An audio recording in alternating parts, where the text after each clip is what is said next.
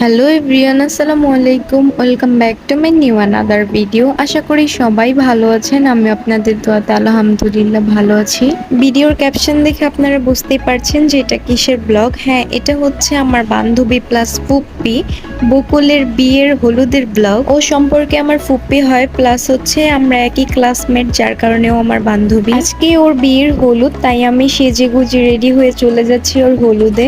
সাথে আমার ছোট ভাইও যাবে। আর প্রোগ্রামটা হচ্ছে মূলত আমার পুরনো বাসায়, তো আমি আর আমার ছোট ভাই চলে এসেছি। আর এইটা হচ্ছে বিয়ে বাড়ির গেট। বিয়ের প্রোগ্রামের স্টেজটা মূলত আমার ভাইয়াদের বাসায় করা হয়েছিল। আমি স্টেজে না গিয়ে ডিরেক্ট চলে আসলাম আমাদের পুরনো বাসায়। এসে দেখি সবাই রেডি হচ্ছে, আর এইদিকে আমার ছোট্ট বাবাটা, ও হচ্ছে গরমে অস্থির হয়ে যাচ্ছিল।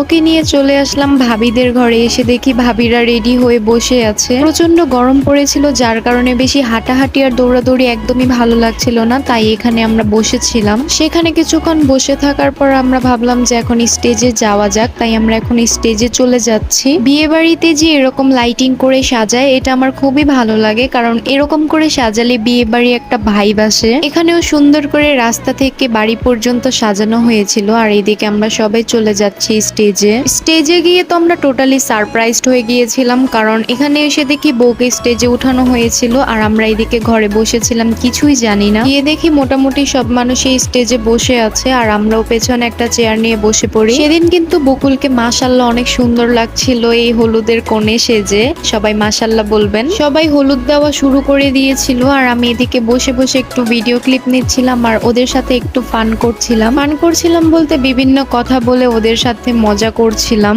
সবচেয়ে বড় কথা হচ্ছে আমি অলওয়েজ চিল মুডে থাকি, আর আমার সাথে যারা থাকে তাদেরকে আমি অলওয়েজ চিল মুডে রাখার চেষ্টা করি। ওইদিকে সবাই বউকে হলুদ দিচ্ছিল, আর সাথে গানও বাজানো হচ্ছিল। গানের তালে তালে দেখলাম একটা ছোট্ট পিচ্ছি, ও হচ্ছে খুব সুন্দর করে শাড়ি টাড়ি পরে ড্যান্স করছিল।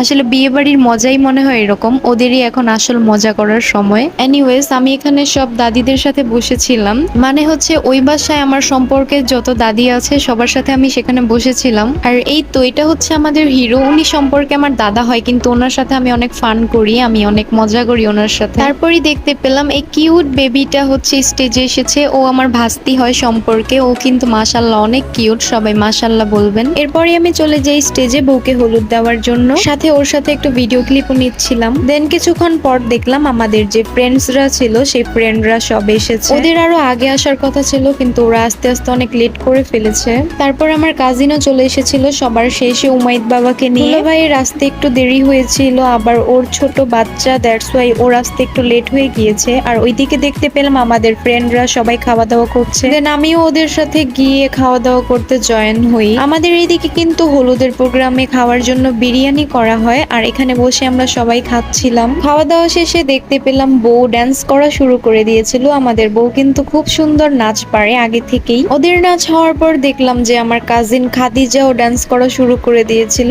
ও মোটামুটি ভালোই নাচ পারে। এরপর আর ভিডিও ক্লিপ নেওয়া হয় নাই। এটা হচ্ছে আমরা সকালে ঘুম থেকে ওঠার পরের ভিডিও। এখন আমরা নাস্তা করতে যাব। ঘুম থেকে উঠে আমরা সবাই ফ্রেশ হয়ে চলে যাচ্ছি স্টেজে। এখন আমরা নাস্তা করব। আর রাতে যেহেতু অনেক লেট হয়ে গিয়েছিল, আমি আর বাসায় যাইনি, আমি এই বাসায় ছিলাম। দেন আমরা স্টেজে গিয়ে খাওয়া শুরু করে দেই। আর আমাদের এইদিকে কিন্তু সকালের নাস্তা বিরিয়ানি করা হয়।